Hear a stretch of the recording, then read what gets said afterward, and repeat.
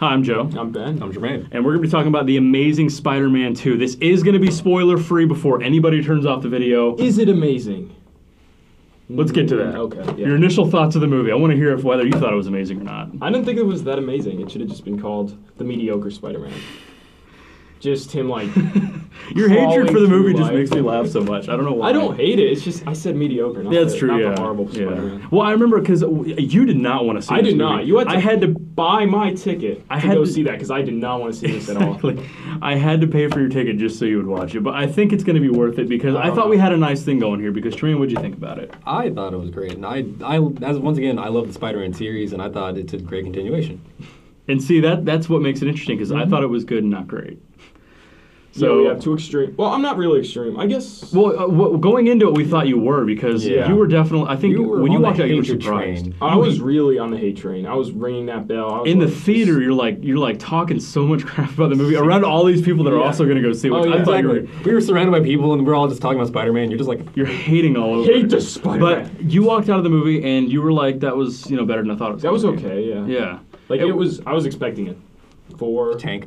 probably gonna say it's higher up than that. That's good. Well, we'll get to that at the end. in the Yeah. final reviews, yeah. So, all right. So, the basic storyline is it's just The Amazing Spider-Man 2. It continues the story. Peter Parker and Gwen Stacy. He's basically trying to struggle with the fact that he made a promise to her father. That felt so forced. You didn't like that? No. Really? With- His with- father showing up everywhere. With her how, father. with how they started Yeah. it was forced. Their continuation of it, with making it more subtle, especially with the one scene where they did it where Electro. exactly Yeah. he was fighting Electro and she was actually heading off to aid Yeah, Spider-Man. yeah. And then Electro fired a bolt, and as lighting's coming, it's just a picture of her. That's highly metaphoric, and that's a really deep blow. Oh, it was a picture of her. I thought it was just a picture of. No, it was a picture. It was her father. Oh, okay. Except yeah. it's like, think about it. Spider-Man seeing a lightning bolt heading towards him and Gwen Stacy, and then a picture of her father, basically giving the look like you know what you're doing is wrong. Yeah. That's a mental thing. Yeah, I agree. Was it wrong? So A little bit. I want to ask you guys what you thought about the villains. We have, and this. A lot of people were getting into this because they were scared that it was going to be overpopulated with villains. We had It the was Rhino. not overpopulated. It was not. Green Goblin and Rhino. Electro. Can I talk about Rhino? You can talk about Rhino. Okay. Rhino. Your rant about Rhino. Rant about Rhino. Yeah, it'll be like a minute. Just long story short, I like Rhino. I don't know why. I just think he's a big dumb villain. I agree. I used to have a big action figure Rhino. Really? So, yeah, I used to I have a should huge have. one. Yeah, I liked Rhino. And how they handled Rhino, I didn't like it going in. I didn't like he was like this little guy in a mech suit. Yeah. Rhino's this giant, like, Huge 20-foot dude. Which I mean, he still. I think he could have been in the mech suit, but he Yeah. still should have been a big guy to begin Yeah, with. yeah. You know, he was played by Paul Giamatti, who is not at all who I would expect. Not from that Rhino at role. all. I like Paul Giamatti. He's just I not do as too. Rhino. Yeah, great actor. Rhino. Rhino is what I mean to say. Anyway, and then the trailer shots of Rhino are really the only shots you get of Rhino in the whole movie. I know that really upset you when you kind of Especially when they put Rhino on the poster. Very as, like, much so. That upset Yeah. you too? No, Oh, okay. I just know that that's all you're waiting for throughout that entire 2.5-hour I'm like, movie. okay, show me some and Rhino nothing. action. You get Yeah. nothing. Show Yeah. me Rhino charging him and he does like the Yeah. backflip or something. Nope. You real won't quick, get it. real quick, what'd you think about Electro and the Green Goblin too? Like, I mean, I like the Green Goblin more than Willem Dafoe's Green Goblin. I agree with that. I I really thought enjoyed this was one. the perfect Green Goblin. He almost felt a little like the Hobgoblin, I guess. Not because it wasn't Norman Osborn. Yeah, it was Harry. Now let's keep Yeah. that in mind. It's not Norman, it's Harry in this It's- movie. That's the yes. Green Goblin. So it almost felt like the we Hobgoblin, automatically yeah. jumped to James Franco. So Yeah. Yeah, and I don't know. I liked it more. Yeah. What do you think, Jermaine, about the villains? Personally speaking, I mean, none of them are really so. I don't. They're all A-listers in their own right, but I don't consider them to be like top tier. Mm-hmm. Green Goblin is the standard, yes, and he's a very, very great threat to Spider-Man in his entire existence because he knows background, knows him personally, knows where he lives, his family, everything about him. Mm-hmm. That's almost as deep as you can get as far as like threat level goes. Oh yeah, and especially some of the other stuff that happens in the comics. I mean, there's some major events that happen because of the Green Goblin. Yeah. Yeah. And then I mean, of course, Electro. Oh my god. Like his core concept. Electro. I'll give him points for the core concept of Electro as an entity, because as I mentioned to you guys before, reminds me a lot of Dr. Manhattan from Watchmen. No, He did have he had the look. I'm not gonna lie, he did have that look to me. He I don't did. know. He's not have the personality. He doesn't Not have the personality, but the look. But Yeah, the he's concept, sort of, plus I guess. plus when he finally developed his powers to the point where he could turn himself into pure electricity. Imagine if Yeah. Dr. and he Manhattan reformed was his as body. crazy. When he reformed his body, that was a pure scene out of Watchmen. Either way. Yeah. Yeah. Electro, I don't like Jamie Foxx portraying Electro simply because Really? I liked him as Electro. he's a great actor. Jamie Foxx is a great actor, but how they portrayed Electro throughout the entire movie, just like an idiot He was with his mouth open in almost every scene. Yeah. I'm just like, this I'm doesn't surprised, even. You don't even flies seem. didn't You fly don't even toward him, seem remotely Yeah, threatening. that's true, yeah. You were just nothing. I'm glad he was played by Jamie Foxx, so I could make the joke Django unhinged. And I just now, said that. I want to point that out, and that's what I liked about Jamie Foxx so much is that you're right. He was unhinged. He's the only He's the only comic book villain I can think of, almost, where he was someone who was legitimately crazy before he became Electro. There's a creepy scene. I'm not giving anything away with this, but there's a scene in the movie where obviously it's in the trailer. He gets saved by Spider-Man, and later on he's so obsesses over Spider-Man. He's like talking to nobody in his apartment, pretending he's talking to Spider-Man, like how it's his birthday and everything. That's what I was gonna say. Like he bakes himself a cake, obviously because Spider-Man didn't bake it for him. He goes to his fridge, pulls the cake out. He's like, "Oh, thank you, Spider-Man. I wanted this cake." I have Spider-Man." never been more creeped out by a villain than before he became Electro. Yeah, the comb over was really creepy. It was Like Jamie he's going. Foxx. I When thought he's he talking to played Gwen, he's like, "Hey, baby, you want to comb over?" Yeah, that's And right. I was like, "Whoa." That was weird. Yeah, It's just really whole- a bizarre villain. But Too I much. really loved it though. I loved the fact that he was the comic book crazy guy. He portrayed a great character. It's just You don't like the way he was executed. yeah, which I understand. The that. execution of Electro was a little poor. When I actually look at Electro, not Jamie Foxx playing him, but when I actually look at Electro, I agree he was a little weird. I did like his powers. I like the fact that he wasn't trying to hurt anybody at first. It's when Spider-Man got involved that he actually started to go a little Which crazy. makes no sense because Spider-Man is his hero. And well, that's the thing. He was like Electro or Jamie Foxx, however you want.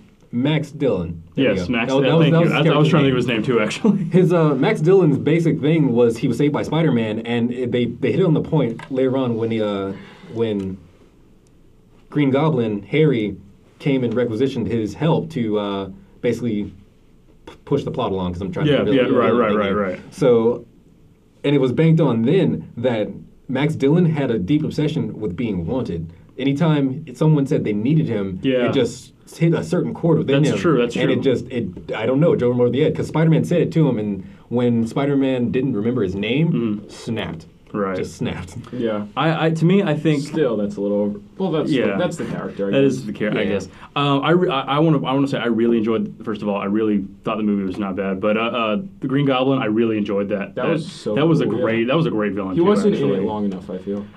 I would have preferred to see him as the main villain. Actually, That's how because I Electro feel. was. Electro, he was the main I feel guy. Electro could have been the goofy Side. sidekick or Side something. action. Sidekick to the Green Goblin. Because he was insane. But we must also consider that was this is a pretty movie goofy. that's doing a lot of foreshadowing for future movies and future events to come. And that's true. Speaking of which, can I go Sinister ahead? Six. The Sinister There we Six, go. yeah. That's. I mean, it's not like it's hidden. That is a news thing. That's a movie that's already been announced. Drew Goddard from Cabin in the Woods is going to be directing it. That's going to be awesome. Which I agree. It did foreshadow future events. There's a lot of foreshadowing. They're trying to build a universe in this movie, and I think they succeeded. They added on some bricks. I want to really talk quickly before we end it about Peter Parker, Andrew Garfield's Peter Parker in this movie. I think it took him to the next step. We found out more about his parents. They actually answered the untold story thing, which was amazing to me. They finally kind of answered what was going on. That whole scene in the plane, no spoilers, but in the plane with his parents, that was a really cool scene. Yeah, I like that. That was pretty cool, yeah. There were a lot of cool scenes with his parents. I actually walked out of this one wanting to know more. Instead of the first one, I walked out and I was like, I don't care. I want to know more about his parents than actually Spider-Man. I wish his dad was Spider-Man. That would be a better movie. Would it? Yes, it would. Not to me. Andrew Garfield is the Spider-Man. Yeah, to me. He's the Peter Parker. He's just got issues. No, I really don't like it. Yeah, I know you don't. Yeah. So, really quickly, final thoughts about the movie. Maybe some story. What you thought about the story, what you thought about the villains, and final rating. What would you give it, Ben? I don't know how to actually put this into like a concise little. I'm gonna give it a 7. it was a huge jump ahead from the first movie. Probably because there was more stuff going on. Like you said, it felt rushed. To me, I felt it was too long. Like I just wanted, because I didn't care about the story at that point. There were a couple scenes that dragged. That's also probably a big part of it. The fact that you don't care for it in the first place. No, I do care. I just, that's the way what I think the is story nice. was presented, I don't feel like I cared about That's what what was going on. I really do have to appreciate that about your viewing, by the way, real quick, because a lot of the perception of things like Spider-Man 3, you have to realize Amazing Spider-Man 2 is the first movie on Rotten Tomatoes to get a rotten score. Spider-Man 3 actually has a fresh score, and public perception a long time has changed it. Same thing they did with Amazing Spider-Man. When it first came out, it wasn't that bad, but then public perception changed. A lot of people started hating on the movie, and then the second one started getting a lot of crap from people.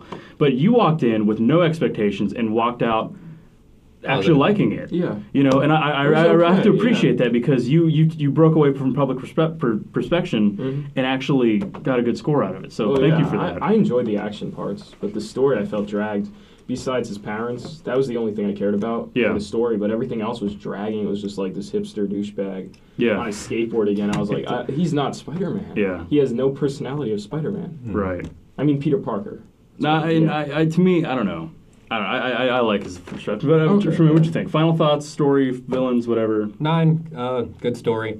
As you said before, that's really impressive. I felt it was rushed in a lot of ways because they were trying to hit too many plot points, hinting at the Sinister Six, his relationship with Gwen Stacy, his parents thing, plus the side thing going on with Aunt May, because not so much a spoiler, but her Aunt May got a job at a hospital, and that's supposed to be like a little side thing, just another thing to worry about. There's a whole other subplot. Yeah, exactly. And there was just a lot of information they were trying to cram in, and I know why they were trying to do it. They're trying to expand the universe to something that's going to be massive. Yeah. But I think they're doing too much too fast. But otherwise, it's great. No, once again, a great Spider-Man, and it was good. It was good. It was better than the last one. My final thoughts and rating are ultimately going to be, I'm going to give it an 8 first of all, because we actually I can't believe we actually did keep 7 the actual thing we went going into it. But I really did enjoy it more than the first one. I know this is going to be a movie a lot of people do either hate or they love.